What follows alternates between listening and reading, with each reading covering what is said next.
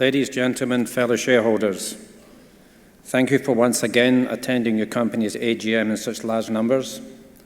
I have had the opportunity to chair public companies in South Africa for a quarter of a century, and the AGM in each of these years could have been held in a local coffee shop. Very often not a single question was put to the board. The Rangers AGM is the complete opposite, and it is truly humbling for everyone on this podium to be able to come here and experience the passion and commitment that our shareholders give to our company and in turn to the Rangers Football Club.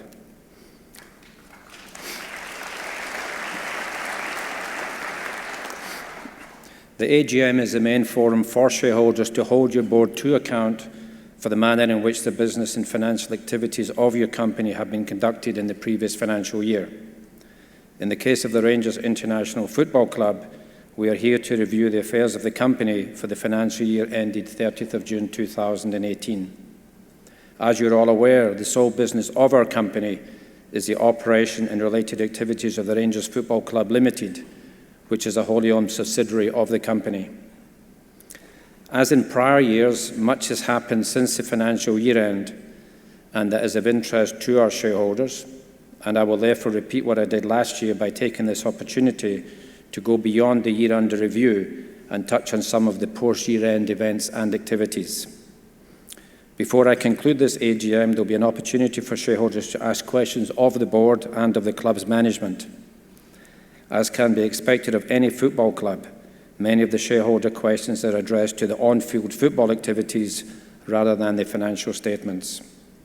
It was therefore disappointing that last year, for the first time in the 150-year history of our club, we did not have a manager in place to deal directly with these football-related questions. I'm therefore delighted to welcome our new manager, Stephen Gerrard, to his first AGM as he embarks on the journey to what I am certain will be an illustrious managerial career.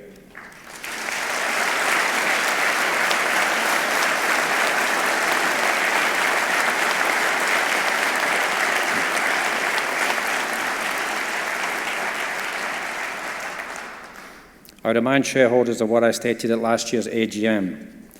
Our shareholder base includes many passive investors who are not supporters of the club and who invested purely on the investment case that was made to them at the time of their investment. That is the complete opposite to the many thousands of supporter investors who are not even remotely driven by a desire to see dividends and a growth in the share price.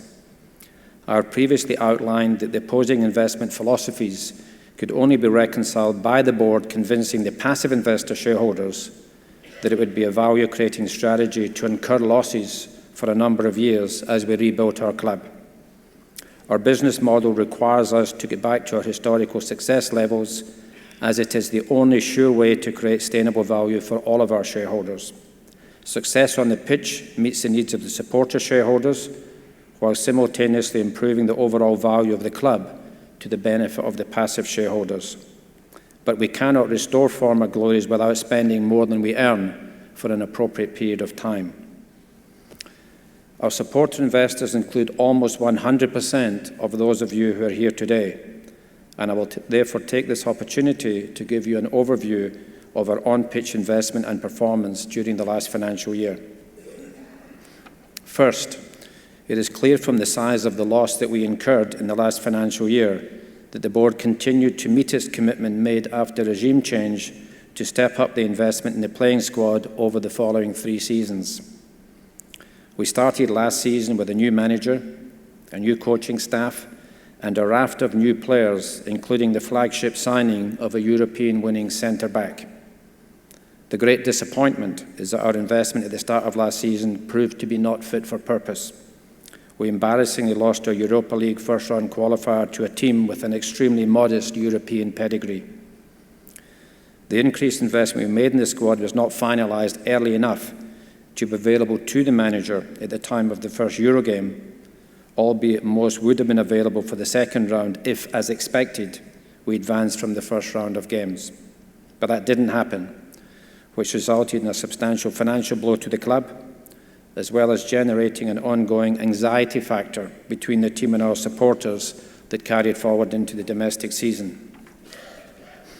Unfortunately, domestic performances continued to be poor, during the first half of the season and reached a point where the board considered that the resources we had available to us would not be able to turn things around. We reluctantly parted ways with a manager who had worked tirelessly on behalf of the club, and under the guidance of Mark Allen, we conducted a complete review of the processes that we had been employing to support the appointment of players and coaching staff. There was clearly something missing, as we were signing too many individuals that were not performing for us at the level that we had expected based on the record prior to signing for us. The impact of not getting the best out of our investment in players is doubly problematic.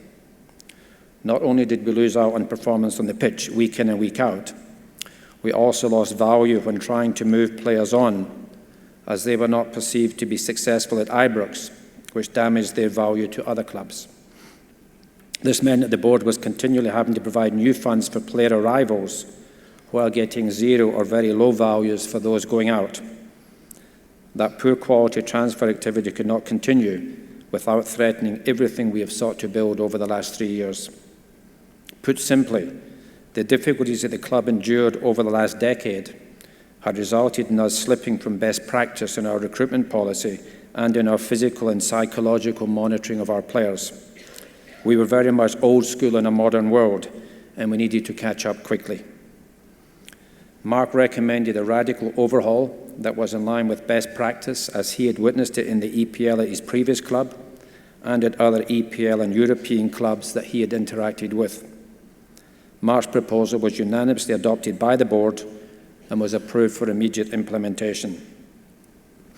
I won't go into everything that this overhaul entailed, but I do want to touch on one important aspect that was introduced and that has proven to be immediately beneficial. In the long history of the club, we had never performed any formal evaluation of what I will simply call the character of the players we were signing. There are many components that contribute to a man's character and that are absolutely essential to have in any successful team in modern-day football. Unfortunately, too often we have signed competent footballers who were overawed by the experience of the must-win demands of a full house at Ibrox and were never able to overcome it and perform to their natural ability. It was no surprise, therefore, that we were getting nervous and tentative performances at home and more assured performances at away games where the pressure was much less intense. Certain personalities just don't function at an optimum level at a club such as Rangers, where the pressure to perform is intense and relentless, while others thrive on it. We have now invested in a process and in structures that help identify the personal and the playing qualities that each new signing brings to the club, to the team, and to the overall team environment. We will not always get it right, but there has already been a huge improvement in our overall player profile since we made this vital change. That bodes well for the investment value of the playing squad in the years to come. Of course, the changes to the playing personnel are closely linked to the most important employee in the company, from a supporter and investor's perspective, the football club manager, who is the ultimate custodian of the larger part of the funds invested in the club. We needed to find a modern-minded manager who understood what it took to win in the modern football game. It proved extremely difficult to identify a pool of potential managers who were winners in a modern football environment and who understood and embraced the need for modern sports science, better diet profiling, ongoing player performance monitoring, identifying potential fatigue situations and the resultant higher risk of poor performance and injury, and many more interventions of that nature. The board was extremely conscious of the murmuring from supporters and the noise in the media to make a permanent appointment, but we were unable to identify a single individual available mid-season who the board collectively felt met all of the criteria that we had set out as desirable in a candidate. It also goes without saying that many of the individuals who applied for the position were only available mid-season because things had not worked out in their previous position. That is not a problem in itself, but is something that required careful assessment. Ultimately, the board was delighted to be in a position to put our investment over the next few years in the hands of a young manager who massively offsets the fact that Rangers is his first senior job by ticking all the other boxes we are looking for in a manager. Stephen is an out-and-out winner in his career to date, and we look forward to creating new winning experiences for the manager as he continues to mould and improve his squad. Stephen has brought a tremendous support team with him, and collectively they have progressed more at this point in time than could realistically be anticipated of an almost completely new squad of players combined with a new management team. For the first time over the last few years, I believe that investors can start to see value being created in our squad. In addition, we avoided a repeat of last year by ensuring that we did as much of our transfer activity early on to ensure maximum availability for the first Europa League qualifier. With the likelihood of a continuation of early European fixtures in the years ahead, Mark and Stephen will continue to plan well in advance to ensure that our key targets are signed as early as possible in future seasons. On the point of squad value, it is important that I address the further significant progress of our academy under the guidance of Craig Mulholland and with the full backing and support of the manager. One of the key pillars of the board's strategy following regime change was to create a successful academy to obtain not only the unquantifiable value of the feel-good factor when one of our own young players contributes to a successful Rangers team, but also a business model which is successful commercially. Following 3 years of innovation and positive change, we are now reaping the first returns on this significant investment. In just over a year, we have seen 4 academy debuts in Ross McCrory, Glenn Middleton, Stevie Kelly, and Serge Atakaye, 3 of which have been under the new manager. Ross and Glenn have now amassed more than 50 combined appearances and have contributed to winning Rangers teams at the top end of the SFPL and in Europe. In addition to the normal checks and balances that the board uses to evaluate all areas of our business, we subjected the academy to an independent audit by Belgian company Double Pass, which audits academies in the top clubs around the world, including the EPL. The Rangers Academy scored 88%, which was the highest score in Scotland, and significantly higher than the European average for clubs of our size. This independently confirms the quality of the high-performance environment we have created over the last 3 years. We also now have an impressive 32 youth international players representing their countries from under 16 to under 21. This is almost double the number from when we started the project. Our innovation continues with our 12 to 16-year-old kids at Beauclair Academy, now reaching 18 hours of contact time per week. In the last year, we undertook a radical European Games program for our under-19 players. This Games program resulted in wins over the likes of Bayern Munich, Valencia, Villarreal, Benfica, AEK Athens, Copenhagen, Club Brugge, to name but a few. We also had draws with Manchester City, Manchester United and Feyenoord. The biggest win, however, was the learning opportunity for our young players. Our academy has received positive acclaim in football circles, both internationally and domestically, and this demonstrates the innovative and radical thinking we are undertaking to develop our own homegrown talent. All of these statistics and initiatives tell us as a board that we are at the start of something special in the academy. Stephen has already taken 23 academy players to train with the first team this season. And with a director of football who also has a strong academy background, we believe we can now finally provide our young players with a genuine pathway of aspiration and opportunity within the club. On a business trip to Hong Kong in May, I took the opportunity to watch the academy reach the final of a tournament. And what struck me, in addition to being delighted with the quality of our football, was the humbleness and discipline of our young players off the pitch. In line with the traditions and high standards set at this club throughout our history, it is important that we produce good people with strong values who are also top footballers. I believe we are well on our way to doing this. On the balance sheet side, we made further improvements in refurbishing at Ibrox and the Hummel Training Centre to ensure that they remain world-class facilities. This included a new state-of-the-art pitch that was commissioned in the financial year under review and was recently completed. The players can now train and improve their skills every day on the best surface available. We continue to be envied by other clubs for having such a magnificent debt-free stadium and debt-free training facilities. Our commercial and marketing function has seen the benefit of the return of Rangers to top-level football, and this is now being reflected in the value we're able to attract from our commercial partners at the various levels of relationship that we have with them. Unfortunately, Sports Direct has again done its best to interrupt our retail operations by engaging in the type of litigation that they're now famous for. In my opinion, they use urgent and interim proceedings so that they can drown the court in papers that cannot be adequately reviewed in time. This allows them to get interim relief, pending a full ventilation of the facts. In the final analysis, Sports Direct has consistently failed with its bullying tactics, and I anticipate a similar outcome to the present litigation.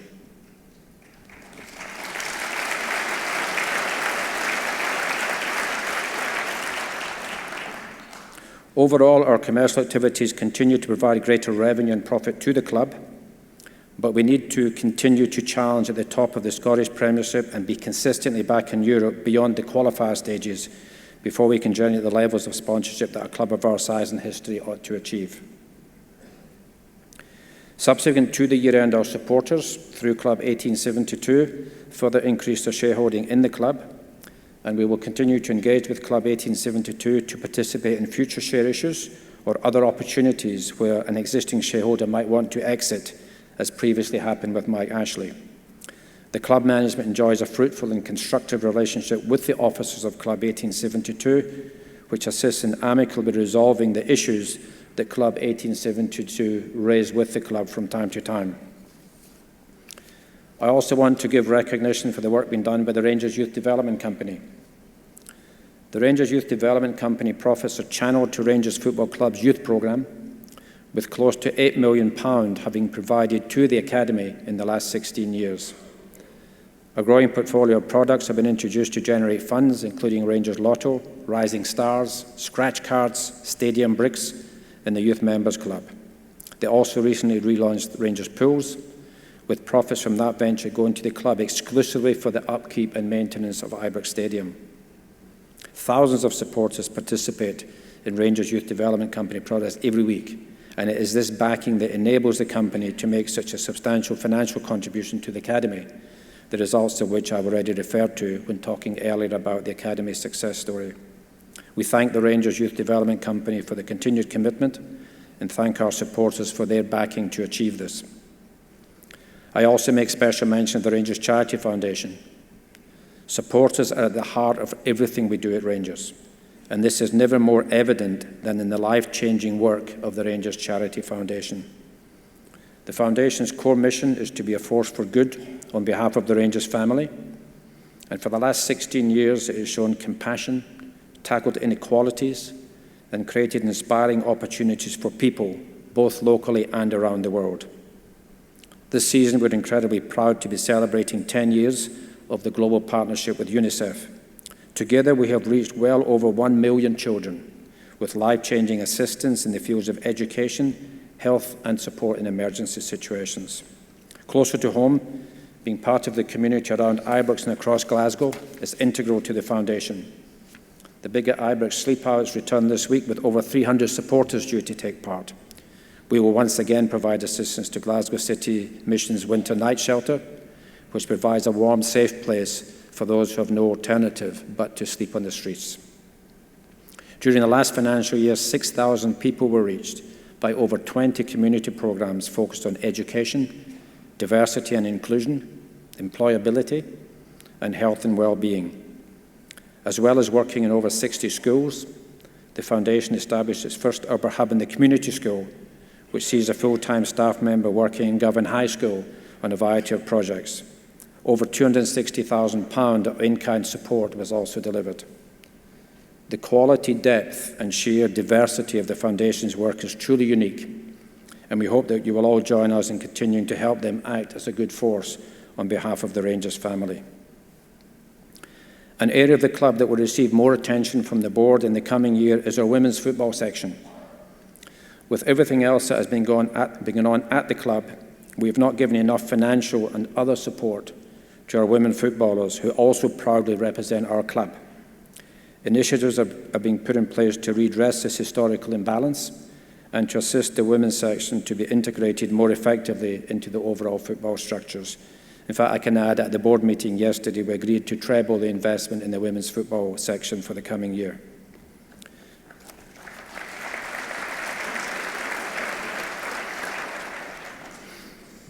Before closing and moving on to question time, I want to take this opportunity to pay some personal tributes.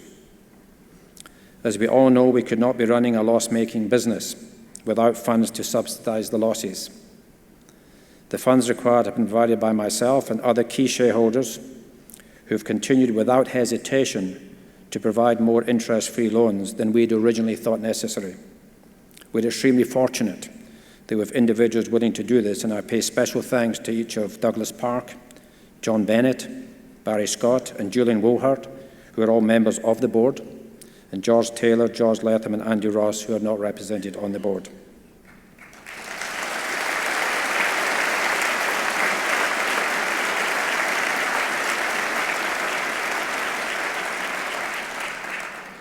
I also pay tribute to members of the Rangers family that passed away during the last year.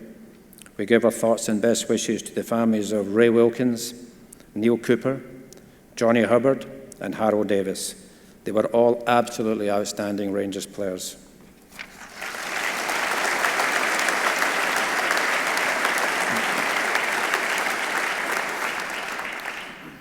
I would also like to express my personal gratitude to my colleagues on the board of the company and to the directors and management of the Rangers Football Club. I thank each of you for your continued support and dedication to our club.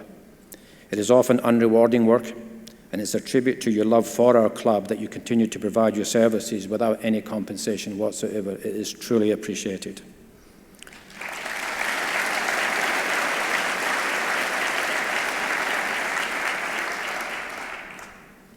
My frequent visits to Glasgow and my almost daily interaction by email and phone allows me to stay in touch and get involved in all major decisions at the club. But I felt that it was beneficial to have a main board member who could have a more direct link on a day-to-day basis with the club management. I therefore give a special thanks to Douglas Park for accepting my invitation to step up as Deputy Chairman and to perform this role. His quick and ready counsel on issues that arise has already been of great value to Stuart and myself. Thanks, Douglas, for agreeing to assist me.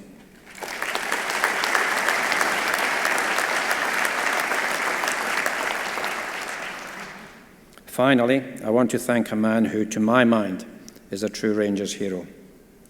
For the second time, and at great personal anguish much of the time, Graham Murty put the club ahead of himself by taking on the extremely difficult role of interim manager for a prolonged period and under challenging circumstances. Graham, I am extremely grateful for your sacrifice and for your decision to continue to help the youngsters at the academy despite your disappointment. You are my man of the year.